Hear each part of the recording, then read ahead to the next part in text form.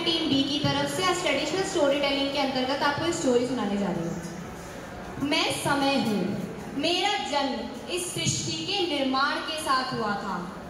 मुझे ना रोका जा सकता है ना पीछे मोड़ा जा सकता है। मैंने देखा है हर युग, हर बदलाव। तो आइए सुनते हैं 4 युगों की 4 कहानी समय की ज़बानी। सबसे पहले आया सतयुग। इसकी आयु है 17,28,000 साल। इस युग में धर्म के चारों स्तंभ पूर्ण थे। दया, तपस्या, करुणा, शांति ही धर्म के आधार थे। मनुष्य और प्रकृति एक दूसरे से जुड़े हुए थे। ना हिंसा थी, ना लालच, ना ईर्ष्या। मैंने देखा लोग अग्नि प्रज्वलित कर देवताओं का आह्वान करते, साधु संत तपस्या करते, राजा प्रजा को अपने पुत्र समान मानती। ये युग था शांति का स्वर्णिम युग। उसके बाद आया दूसरा युग जो कि है त्रेता युग। इस युग में धर्म के 3 ही स्तंभ शेष रहे। मनुष्य ने समाज, मर्यादा और राज्य की संरचना की। इस युग में प्रभु श्री राम ने लिया अवतार और किया रावण का संहार। मैंने देखा कैसे वनवास के कठिन रास्तों पर कष्ट सहकर राम, सीता और लक्ष्मण ने अपना धर्म निभाया। तपस्या और मर्यादा के प्रति प्रभु श्री राम जिन्होंने दिखाया कि धर्म के लिए कष्ट सहना ही सच्चा जीवन है। उसके बाद आया तीसरा युग। कौन सा था तीसरा युग? तीसरा युग था द्वापर युग, जहां धर्म के केवल 2 स्तंभ शेष रहे। लालच और हिंसा बढ़ चुकी थी।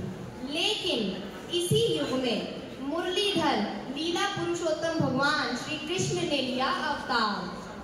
मैंने देखा हस्तिनापुर का राज दरबार। जब द्रौपदी को अपमानित किया गया तो पूरी सभा मौन थी। लेकिन द्रौपदी की पुकार, हे वासुदेव कृष्ण मेरी रक्षा करें, द्रौपदी की इस पुकार पर उसका चीर अनंत होता चला गया। फिर आया कुरुक्षेत्र का रण क्षेत्र, जहां भाई भाई आमने सामने खड़े थे। धर्म और अधर्म का फैसला होने वाला था। तब अर्जुन के मन में संशय आया, क्या अपने ही बंधु बांधवों पर बाण चलाऊं? तब मैंने सुना श्री कृष्ण का अमूल्य गीता ज्ञान। इस युग तुम अपना कर्तव्य कर्म करो अर्जुन, फल की चिंता मत करो। उसके बाद आया सबसे छोटा और सबसे भयानक कलयुग, जिसमें आप और हम रह रहे हैं। इसकी आयु है 4,32,000 साल।